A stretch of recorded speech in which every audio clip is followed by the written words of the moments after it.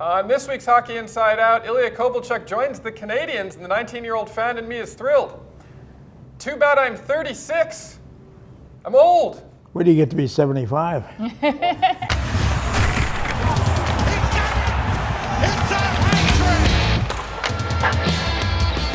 Welcome to the first Hockey Inside Out of 2020. This week's episode is being brought to you by Madison's New York Grill and Bar in downtown Montreal on Drummond Street. That's the one across the street from the Bell Centre.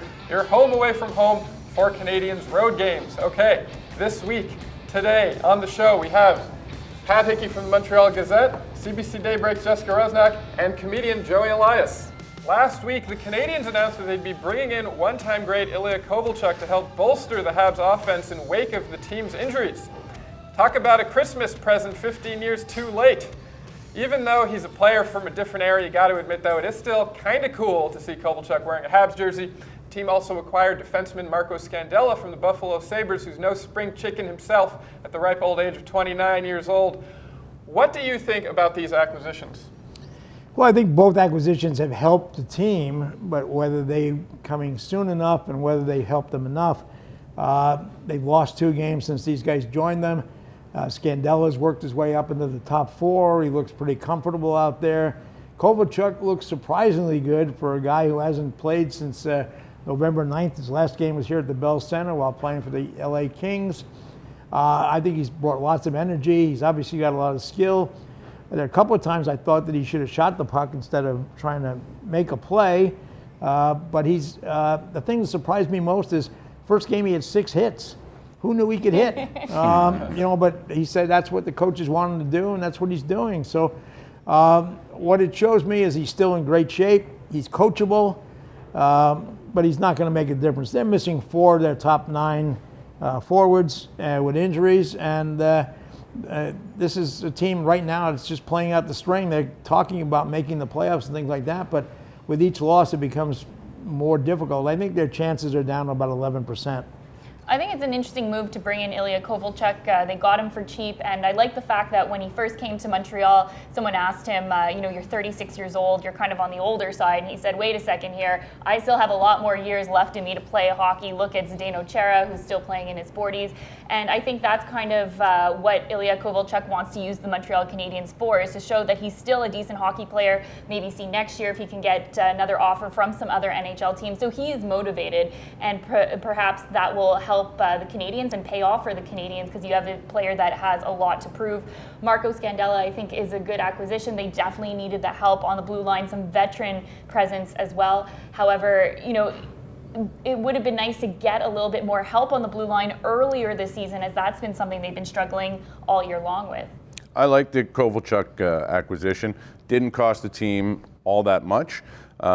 He's put up points. Who thought he was going to be this productive this soon? Problem is, again, it could be exciting when all the injured players come back and then they have to figure out a way where they're going to put him, who he's going to play with. Scandella is an interesting thing because he's a hometown boy. When was the last time you heard a hockey player say he drove 8 hours after he got traded to go sleep in his hometown and his home condo? So that's an interesting thing. I like the fact that they made moves, and again, it was one of those moves. Did anybody see Bergevin pulling Kovalchuk out? It was a surprise. Hopefully it works. I think it's a little too late, though. I like the Kovalchuk acquisition as well. They didn't give up anything to acquire him, but I think it needs to be pointed out that it hasn't been. If it's not official yet, the Canadiens have officially become the retirement team of old superstars in the NHL. Well, hopefully he's not even the first old Covey that we had. He's old Covey number 2. Well, the first old Covey was Denis Savard. So hopefully he has a little bit more left than when Denis Savard came to the Montreal Canadiens, left in the tank. Well, I'm referring to, Kovalev. No, I know, but I'm going even further back. This is a regular. The only thing going for Kovalchuk and the Montreal Canadiens is he had been open about wanting to play in Montreal for a long, long time. So again, a few years after the fact, maybe in 6 years, we'll get Ovechkin. Yeah, if we're lucky. In 6 years, though, no sooner. We've seen Charlie Lindgren play in 2 games, one good, one not so good. Is it time to bring back Caden Primo? Yeah, I think it is. I don't think that they expected to play Charlie in Carolina. I think that they brought him up with the idea that Kerry Price was going to play the 3 games on that Florida Carolina trip. He really did not play well at all in the first 2 games in Florida, and they figured, well, we have nothing to lose by putting Lindgren in there. He played just well enough to lose. I mean, he only allowed 2 goals. He looked really good, and then they're sort of stuck. Well, we got to give him another shot. They gave him another shot last night. It was okay, but again, just good enough to lose. And I think now what they can do, Caden Primo, you can use Lindgren as a backup to sit on the bench, and you can bring Caden Primo back and forth from Laval if you want to make sure that he gets lots of ice time. You can do that. But I think that Caden Primo is the kind of guy that he's got a future with this team, and it's important to see exactly where he is, and that may give you an idea what you're going to do in the future going forward. I think the disappointing thing right now is that at this point last year, it was the same sort of situation when it came to the backup goaltender position with the Montreal Canadiens, that they didn't have a player that the team could rely on to give Kerry Price the days that the rest that he needs for those games that he cannot play in. That should have been something that Marc Bergevin addressed during the offseason. Bringing in Keith Kinkaid was obviously not the solution to the problem, and now they're in a situation where it's either Charlie Lindgren, do you call back up Keith Kinkaid, or let Caden Primo have more of a shot. But I agree with Pat, is that there's no point of having Caden Primo up here to just sit on the bench. You call him up when it's time for him to play and send him back down, because he's a young player. He seems to be the future goaltender of this team. So let him develop properly and don't try and mess that up. I think no matter who you bring up, they're going to have confidence in that backup goaltender. I think that's been the problem since the beginning of the season, is Kinkaid didn't pan out. I don't see him coming back to the NHL with the Montreal Canadiens, unless, of course, there is, an injury. The whole idea of not playing Price 80 to 84 games, is almost out the window. I mean, playing all those back-to-backs, it doesn't matter who's on the bench as the backup. They're both young kids. They both have bright futures. I think if they can learn up, with the coaches up in the majors and get a little experience practicing with Price, get an odd game in here, there's no harm in that. But if they do still find a way to make a run for the playoffs, I think that's the trade that Bergevin has to make. If they want to make any move in the playoffs and go deep, they're going to have a backup goaltender that the team and the coaching staff has trust in, and they don't have that right now. So the Canadiens have been plagued with injuries all year. 4 out of their top 9 are currently injured. Do you think these injuries justify the fact that the Canadiens will almost certainly miss the playoffs? Well, I think it's a major contribution. I mean, when you lose, you lose Jonathan Drouin, who was off to the best start in his career. It looked like he'd finally figured it out. He's out for another couple of weeks. I think he comes back after the bye week. You lose Joel Armia, again, a guy who seemed to be figuring it out. He was having an outstanding season. I think he already has a career high for goals with 12. You lose Brendan Gallagher, who's looking on his pace for his 3rd consecutive 30-goal season. And then you lose Paul Byron, who gives you some speed and can help you on your specialty team. So, those are 4 major losses. Every team has injuries. Look at Pittsburgh now going out without Crosby and Gensel. Now, they figured out some way to win. They still have Jenny Malkin, a world-class superstar. But, if you take those 4 guys out of the lineup, that's a big loss. It definitely is a big loss, but at the same time, you have to plan for this. That you don't go into every season thinking that your team's going to be healthy. That's the hope, that's the goal, but that's not necessarily the case. So that you have to have a plan B, that to have some depth on this team for when those key players are out, to have other players step up, and that doesn't necessarily seem to be the case right now. I don't know what they can do. I mean, you can't control injury, right? But you hope that it's not your big name stars, and that's what happened. I don't think it's the only reason that they're in this position. Obviously, goaltending has been an issue. The penalty kill has been an issue. But I think one of the biggest losses is Byron. What he does in that dressing room to fire up his teammates is missed. Because I don't know, maybe you guys know better than I, but has anybody stepped up in that position to be like that kind of spark plug that they need? I don't know. I mean, Domi's picked it up a little bit. and maybe he's that leader now. But I think Byron was really the fuel that motivated a lot of these guys. Byron and Gallagher. Yeah. I mean, Gallagher is the de facto captain. He's the guy that's always there after the games talking. He's the guy that, shows by the example on the ice by going out and doing those little extra things that make a difference out there. When you see him fighting, again, the same thing with Byron. These are small guys, but they're out there, they're battling all the time, and that's important. We see that from Thomas Tatar, right? And I think that was as I said earlier, that's one of the things I found surprising about Kovalchuk is his willingness to get involved. Because the reputation that he had coming in here was a guy that likes to do it on his own, doesn't play well with others. Well, I think in the 2 games we saw him, I think maybe he was trying to dispel those impressions, but if anything, he tried too hard to play with others, and I think there were a couple of times he should have shot when he passed instead. Okay.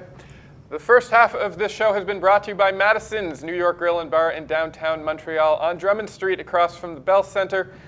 They do holiday parties and corporate events. So Kerry Price has been having a trying season so far this year, to be polite about it. Do you think his performance can be blamed on the team's shaky defense?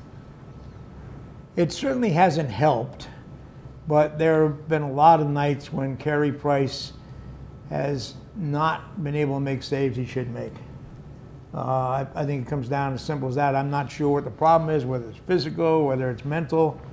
After the game the other night, he said, "I'm beyond frustration. I'm just trying to stop the next puck." It's clear he's frustrated. This is the worst season of his career, I think.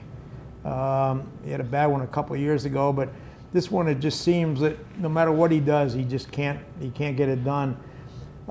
Goals against average over 3. His save percentage is just a shade over 900. These are not good numbers. I mean, he's not even in the top 30 in the league, or top 31 in the league, and there are 31 teams, which means that he's just not getting it done. I think it's been an issue with Kerry Price over the last few seasons that he's not going to be able to be that goaltender that we saw a few years ago, where he won the Hart, the Vezina Trophy, and really cleaned up and was the best player in the NHL. But it's been a struggle, and yes, the defense has not helped him out at all, and perhaps that weighed on him, the mental part of it, not having the help that he needed in front of him, and now he's kind of getting to the point in the season where it's enough is enough, but it's just not a good combination. And if you think of it, Kerry Price is not going anywhere, so this is something that they have to address and have to help fix and figure it out. Is it find a way to add some better defensemen, or find another way to get Kerry Price to try and elevate his game to be where he needs to be? I don't remember Kerry Price stealing a game this year for the Montreal Canadiens, where in the past you can pinpoint at least 5 or 6 games where Kerry Price himself had won the game for that team.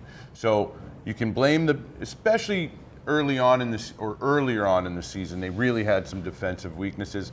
Now, I mean, you've seen him let goals in where in the past that he would, especially on breakaways. I don't understand what has happened to Kerry Price's confidence or goaltending. It's got to be a confidence issue, because all goalies, as we know, they're the most in their head out of all the players on the ice. So I don't know if it's a confidence thing, but he is not the same person he was when he was the Hart Trophy and all that stuff.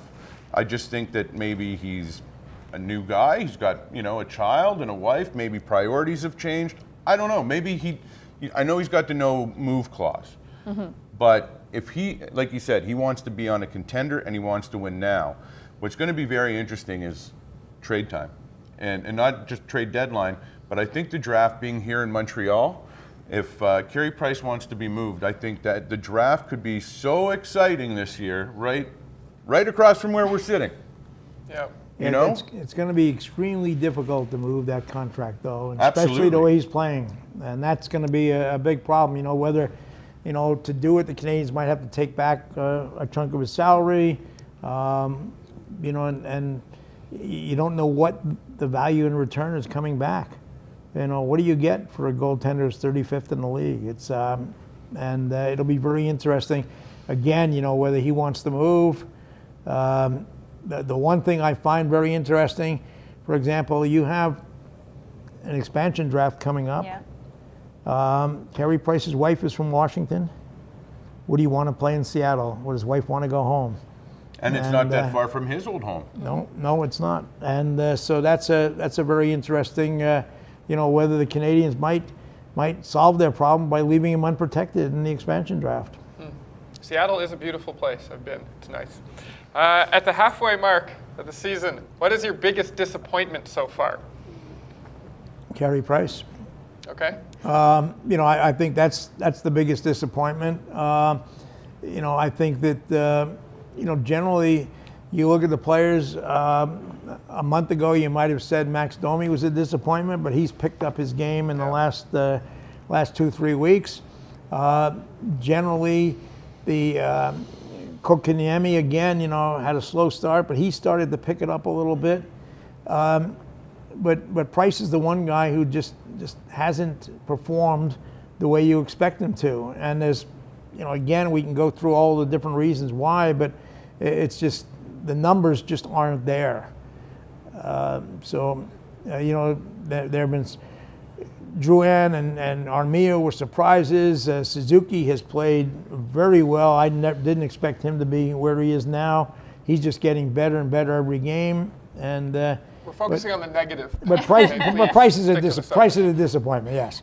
For me, it looks like we're heading to another year of the Montreal Canadiens missing the playoffs. This will be, if that is the case, the third straight year. They're not eliminated. There's still a chance they can do it, but it's going to be very difficult. And I don't necessarily think that they're going to be able to get themselves into a playoff. And I think that's disappointing. That it's another year that this city does not get to experience the playoffs and not get to, see that, once you get to the dance, anything can happen type of thing that we've seen before happen in the playoffs. And to me, that's the disappointment. I think the disappointment is that they haven't built any momentum throughout any part of the season, unless it's winless streaks, right? I mean, I don't remember the last time a Montreal Canadiens team had an 8-game winless streak and now 7. What's disappointing is that, much like last night against Detroit, teams that they should have easily beaten, at least taken a point away from, 0. We're talking 0 points out of a possible 6 against the worst team in the NHL. If Detroit never played Montreal this year, they wouldn't even have 10 wins. I mean, that's the biggest disappointment is, I guess, preparation, if you want to call it that, is that they don't come out a lot of times out of the gate ready to play, and then they play catch up, and then they do catch up most of the times or sometimes, and then it's an unlucky bounce or a dumb, silly penalty that they just put themselves behind the 8 ball far, far too much. Yeah. 16 one-goal losses. Number one, it's disappointing that this is a question on the show halfway through the season. Number 2, what's been disappointing for me is the fact that they haven't been able to carry over the consistency that they showed last year into this season. I came into the season very optimistic. I was excited for the team. The team didn't really change, and I like to think of them as sort of a rookie team last year. They exceeded expectations. This year, it's like they're in a sophomore slump. They surprised everyone by just sort of falling apart. I mean, we're at the halfway mark, and they're pretty much a write-off and not getting into the playoffs. Whereas 2 weeks ago, they were a team that was on the bubble that people were talking about how it was going to be a last game sort of decision. It'll come down to the last game. So that's been very disappointing. The other disappointment, if you want to go on that, is when was the last time you saw tickets available? Readily available at the box office day of the game. So even the fans, the die-hard fans in the city, where we all said, or I said growing up, it'll take, a boulder to not sell, to crush the arena, not to have a sellout in Montreal. And you know what? 2020, that's the year. We didn't need a boulder. We just had to have a third straight season of failure, and people are fed up. All right. Well, on that depressing note, it's time to end the show. That's all for this week's Hockey Inside Out, which has been brought to you by Madison's New York Grill and Bar in downtown Montreal on Drummond Street, across from the Bell Center, where you can wait out the traffic and enjoy their $10 specials after every Canadiens game. Okay, what are your thoughts on Kovalchuk and Scandella joining the Canadiens? Will they make a difference? Let us know in the comments section below. My name is Adam Susser. We'll see you back here next Thursday.